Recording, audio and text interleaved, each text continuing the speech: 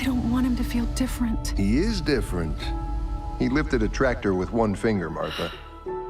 Whoever put him in that ship had no idea or care for how dangerous a world they were sending him to. Breaking news. An unidentified object heading towards Earth was detected by Star Labs. Look! Up in the sky! Why are you here? Why are you here, Kryptonian? Lois, and you are? I'm Clark Kent. This planet is protected, alien. It's ass-whooping time!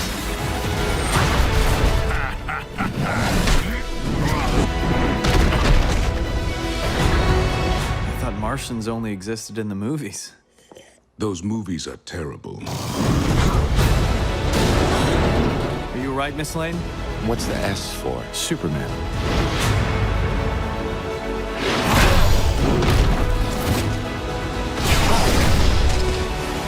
Those people are in grave danger. Let them go! My name is Kal-El of Krypton, and I come in peace.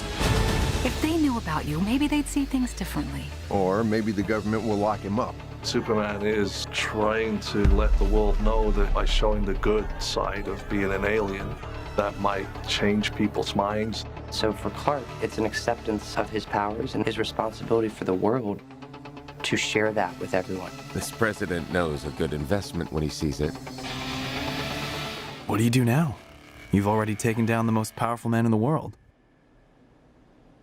Have I?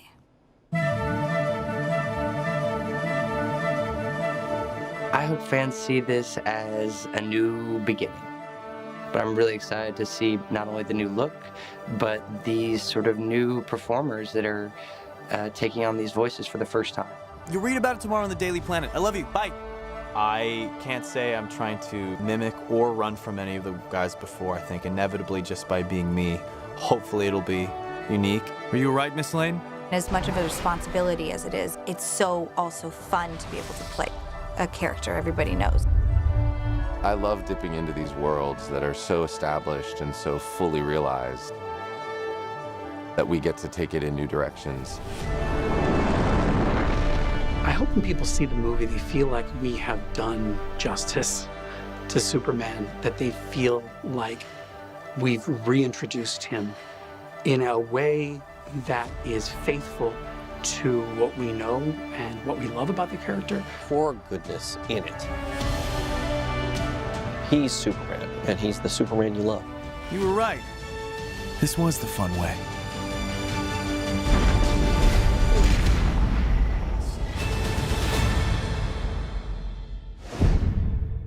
Welcome back, everyone. It's Charlie. This is going to be my new Superman movie trailer, Superman Man of Tomorrow. So if you're new to the channel, be sure to subscribe to get all the videos. We're doing a new Amazon giveaway. All you have to do to enter is be a subscriber and let me know what you want them to do with the new rebooted animated movie universe. I will explain what's going on with that, because they just rebooted the entire continuity of the animated movie universe with Justice League Apocalypse War a little while ago. But just talking about the footage first, explaining what's going on with this movie, if you have no idea what's going on, this is essentially a retelling of Superman's origin story based on the Man of Tomorrow storyline. They have all new voiceover actors playing all the major characters, like Darren Criss is playing Superman, Alexandra Daddario is playing Lois Lane, and you have Zachary Quinto playing Lex Luthor. I wasn't a big fan of the Rainn Wilson Lex Luthor, even though I do like Rainn Wilson's work, his comedy work. I wasn't a big fan of his version of Lex Luthor. For the most part, this movie just chronicles his entire early history. So he crash lands the pod on Earth. Everybody knows the Superman origin story. He's found by the Kents. He's raised. As you see through the trailer, he sort of beta tests the early versions of his costume as he learns about his powers. He goes through the standard montage, then his early encounters with Lex Luthor, a younger version of Lex Luthor, and then an older version later because it jumps forward in the timeline. Him slowly developing the Superman persona through his debut, the full costume for the first time. There are a couple of his comic book villains that he fights along his way, along his journey to becoming Superman. You see Parasite, obviously Lex Luthor, then you see Lobo. They're kind of using Lobo in the movie as a sort of dark mirror as the way the world might view Superman, darkest timeline, this dangerous alien come to wreak havoc and do as he pleases, and no one's powerful enough to stop him, but it's Superman proving them all wrong. You're not wrong about me, earning their trust, showing them that he's more human than most of the humans that live on Earth.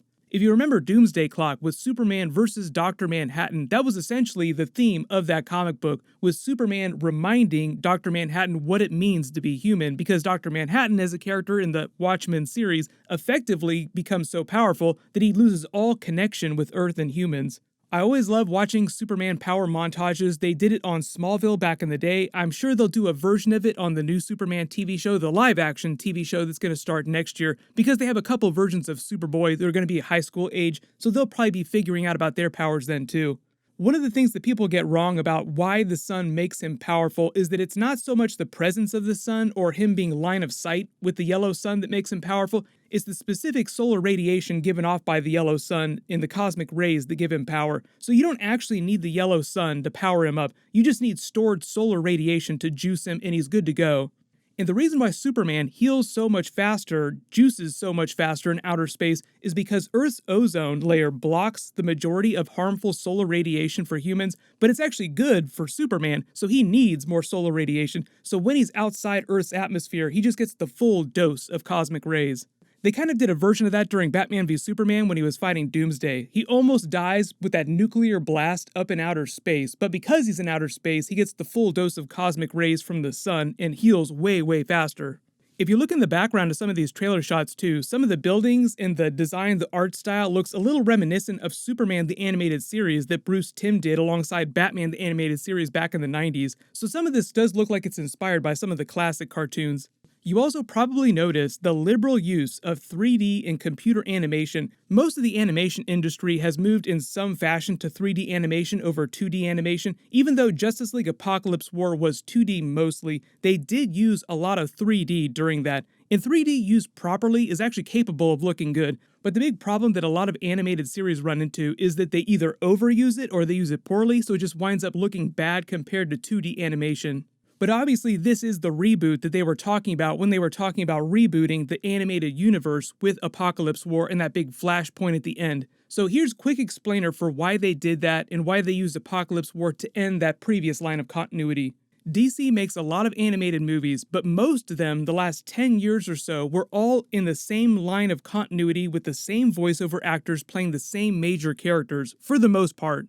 That all started with the Justice League Flashpoint movie. That sort of set off the new line of continuity. Then you have Justice League War, then up to the death of Superman, the reign of Superman, and then more recently, Justice League Apocalypse War. So it's been so long since they started that they just felt like it was time to go with the new art style. They wanted to go with new voiceover actors. So they used Apocalypse War to create another Flashpoint event to quote-unquote reboot or rebirth, big DC Rebirth Easter egg, the entire DC animated universe, and explain why all the voiceover actors sound different, why the art style is different.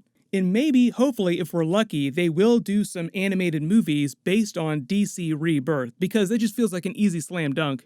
The next really big animated movie that DC announced is actually Batman: The Long Halloween, which seems weird that they haven't done a movie based on The Long Halloween before, because it's one of the more famous recent Batman comics in the last 20 years. And obviously I've been doing a lot of live-action Batman movie videos recently because they announced that Michael Keaton would be coming back as his 1989 Batman from the Tim Burton movies into the new Justice League crossover movies. The Flashpoint movie with Ezra Miller is going to be the first one that he appears in as Batman. I'll link all those videos that I just did about that at the end of this. But the Batman movie that's coming out next year with Robert Pattinson that Matt Reeves is making is actually partially based on the Long Halloween story. So it is kind of funny that they have a Long Halloween movie coming out next year, but they also have another Batman movie based on the Long Halloween. And I haven't seen any kind of art stills or previews of what it's actually going to look like. So everyone, just let me know in the comments, what do you think of this new animated style for the new DC movies, and which other DC stories do you want them to adapt in the movies? Congratulations, Matt B606. You're the giveaway winner from my last big DC video. Please email me on the About page of my channel so I can get your contact details. Everyone, click here to learn all about Michael Keaton's Batman coming back for new DC movies, and click here for my Justice League Apocalypse War ending and end credits scene video. Thank you so much for watching. Everyone stay safe. I'll see you guys tonight.